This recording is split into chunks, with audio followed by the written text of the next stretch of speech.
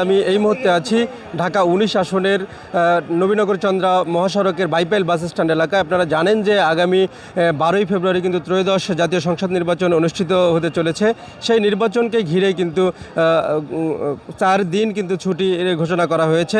এই ৪ দিন ছুটি পেয়ে এখানকার যে কর্মমুখী মানুষ রয়েছে তারা কিন্তু গ্রামের পানে তারা কিন্তু বের হয়েছেন, কর্মস্থল ছাড়তে শুরু করেছেন কিন্তু তারা গতকাল রাত থেকে কিন্তু এখানে হাজার হাজার কর্মমুখী মানুষ কিন্তু বাড়ি যাওয়ার জন্য সমবেত হয়, কিন্তু অতিরিক্ত ভাড়া এবং পরিবহন সংকটের কারণে তারা ক্ষুব্ধ প্রতিক্রিয়া জানান এবং আজ সকাল ৮টার দিকে কিন্তু তারা ক্ষুব্ধ হয়ে নবীনগর চন্দ্রা মহাসড়কের বাইপাইল যে বাস স্ট্যান্ডটি রয়েছে সেখানে কিন্তু মহাসড়ক অবরোধ করে বসে।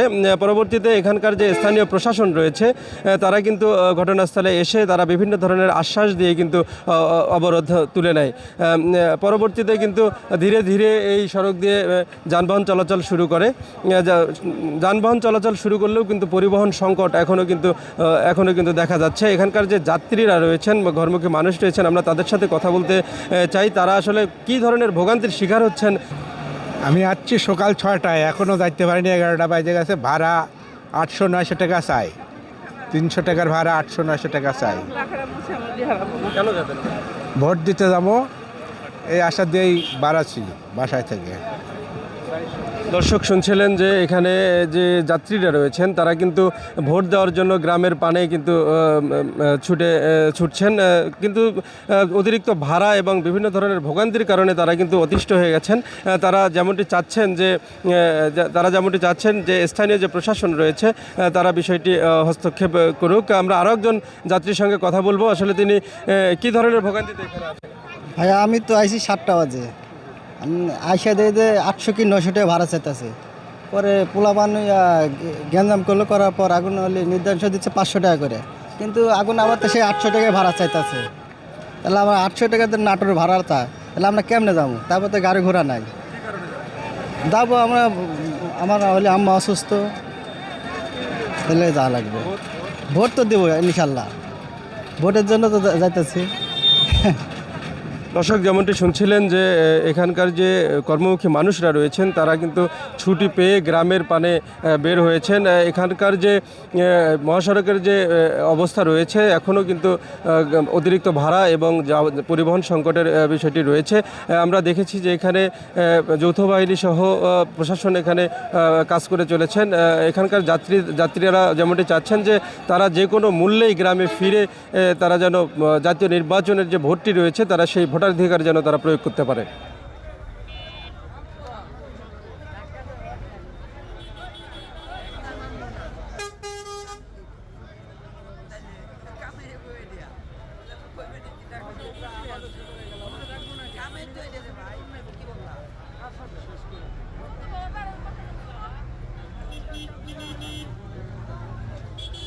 আসা শুরু থেকে মনে হচ্ছে 1200, 1300, 1500 টাকা পর্যন্ত নিচ্ছে।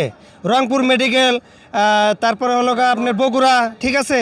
এখন আমি মনে করেন যাবো হলো সিরাজগঞ্জ, এখন ওখানে 700-800 করে, কিন্তু তারপরেও মনে করেন যে দাম দেখাচ্ছে, সিট নাই, আর নাই, সে নাই, মানে বিভিন্ন কাহিনী। তাহলে এইরকম যদি কিছু মানে আমরা দেখতেছি, সবাই মিলে দেখতেছি এরকম চাপ, তাহলে আঙ্গর যদি কিছুটা যদি দেখা গেল যে যাওয়ার জন্য সহযোগিতা যদি করতো, কিছু ডিসকাউন্ট করতো, তাহলে সেখানে আমরা যাইতে পারতাম, ভোটটা সবই দিতে পারতাম। আসছি আপনার 10টার দিকে, এখনও কোনো গাড়ি পাই নাই, বা বলে গাড়িওয়ালা আবার কোনো সিট নাই, বাসা যা ঘুমান। আমার বাড়ি রাজশাহী, এখন কি করবো, দাঁড়া আছি গাড়ির জন্য, গাড়ি পাচ্ছি না।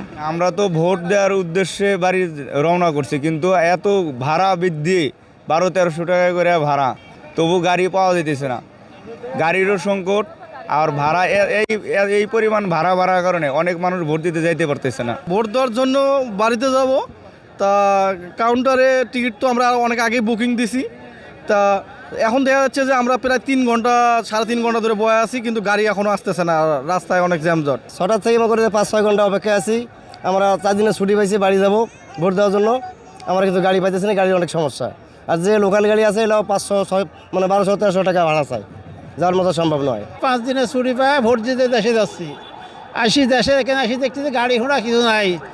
500, 300, 400 টাকার টিকিট, 1000 টাকা, 1200 টাকা, 1500 টাকা টিকিট, তাও গাড়ি নাই। কিসে যাবো আমরা? একমাত্র ভোট দেওয়ার কারণে তো আমরা দেশে যাচ্ছি। নির্বাচনগুলোতে বাংলাদেশের অন্যতম সেক্টর গার্মেন্টস সেক্টরের অধিকাংশ শ্রমিকই ভোটার, এবং আমরা যেহেতু 18 বছরের উপরে সমস্ত শ্রমিক রিক্রুট করি, তাই এরা সবাই ভোট দেওয়া নিশ্চিত করার জন্য বিগত বছরের চাইতে এই বছর সরকার যে জিনিসটা করছে 3 দিনের একটা ছুটি দিয়েছে, তার সাথে শুক্রবার আছে, সব মিলিয়ে 4 দিন। তা আমার কাছে মনে হয় এই 4 দিনের মধ্যে শ্রমিক তার স্ব অবস্থানে যেয়ে ভোট দিতে পারবে, এবং ভোট দিয়ে আবার ভোটের পরের দিন 12 তারিখের পরে 13 তারিখ যেহেতু সরকারি ছুটি আছে, সেদিনও শিল্প কারখানা বন্ধ থাকবে এবং তারা নির্বিঘ্নে কর্মস্থলে আসতে পারবে এবং সুষ্ঠু পরিবেশে আবার কাজে যোগ দিতে পারবে।